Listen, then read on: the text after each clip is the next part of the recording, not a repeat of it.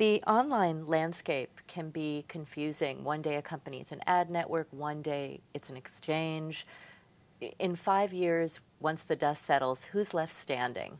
Well, that's a good question. On the substantive side, you've got companies like ad networks, I should say, who have all the capabilities necessary to deliver targeting on the demand side. And so today, what they're doing is redefining their positioning in the marketplace because they're applying and delivering services in that new sort of demand side component. On the other hand, there's perception. I mean, right now the DSP space is very hot, and so these ad networks are in part trying to also position so that they become a more attractive company for investors.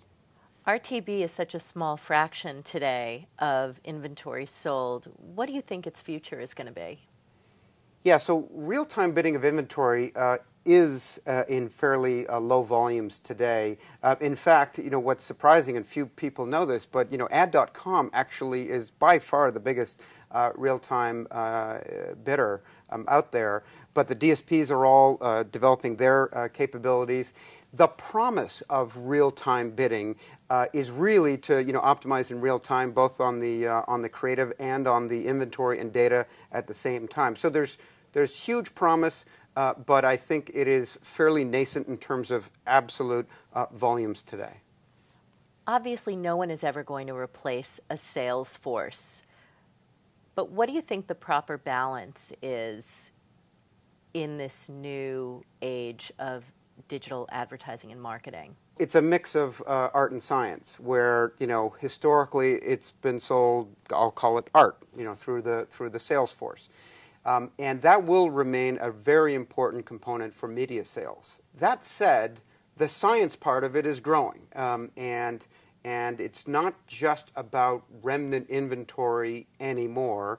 One will be able to apply the science of media optimization to that Tier 1 inventory. So I think there is really going to be a bit of a meshing of the two.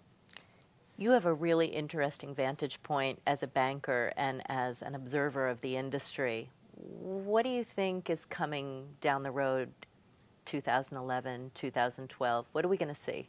Right now, the marketplace is fragmented. There are hundreds of companies. There are dozens of point solutions.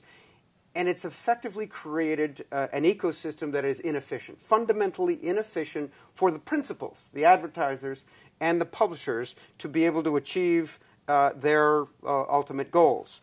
It's also not particularly efficient from an investment standpoint. So with all of these point solution companies, what you don't have is the amalgamation of multiple components into solutions providers. And I think that is where we go next. We're going to see amalgamation of capabilities, and we're going to see a consolidation as large players come into the space and start buying companies. What has your various collaborations with the IAB meant to you and your work? This is where I give the IAB huge marks.